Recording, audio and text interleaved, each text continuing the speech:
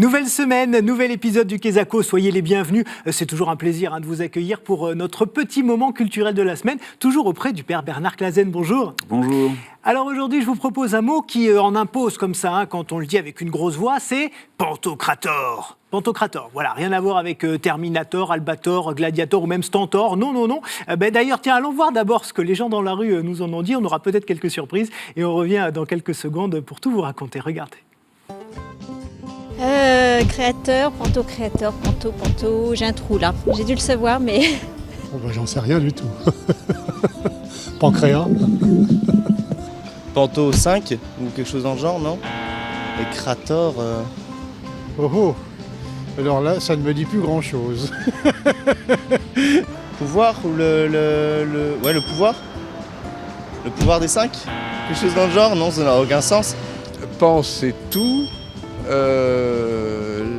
En grec, c'est ce qui serait le pouvoir, celui qui détiendrait le pouvoir absolu, quelque chose comme ça. Voilà, comme d'habitude, il y a du bon et du moins bon. Alors on va se tourner vers vous, Père Clasen. Qu'est-ce que c'est que le Pantocrator ?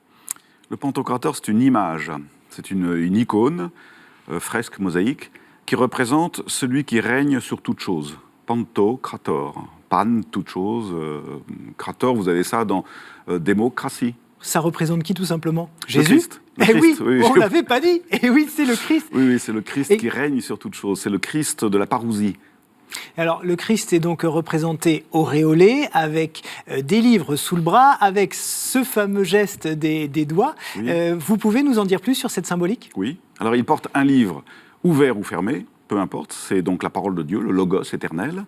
Il est assis sur un trône, ou bien sur des orbes célestes, c'est-à-dire des cercles qui représentent le cosmos. C'est-à-dire il est maître du cosmos, maître de l'ordre du monde, quoi. Et puis, il bénit, en effet. Vous avez plusieurs types de gestes. Soit c'est le geste impératif de l'enseignement, donc il montre deux doigts et ça veut dire je parle. Ou bien c'est un geste de bénédiction, ou bien même vous avez parfois des doigts qui sont croisés et qui représentent le chrisme, Christos. Et il y a donc le Pantocrator en Orient, on l'a compris, et il y a un équivalent romain, si on peut dire, c'est le Christ en majesté. Pourquoi ça n'a pas été repris tout simplement, le Pantocrator, dans l'Église romaine ? C'est une question très intéressante. Il y a eu une influence du monde byzantin à partir de la période carolingienne, pendant la période carolingienne, où il y avait à Byzance ce qu'on appelle la crise iconoclaste. C'est-à-dire ceux qui représentaient le Christ étaient persécutés. Selon les empereurs, ça changeait de bord, bref. Et donc, un grand nombre ont fui, et quelques-uns ont trouvé refuge chez nous, auprès de Charlemagne. Et les Pantocrators nous sont arrivés. Donc, à partir de la période carolingienne, on voit ces Christ en majesté qui vont, chez nous, prendre toute la place à la période romane, sur les tympans. C'est la même signification. Il dit ce à quoi toute chose est destinée. Toute chose sera récapitulée en Christ. Le Christ sera tout en tous. Tous les hommes, mais même le cosmos.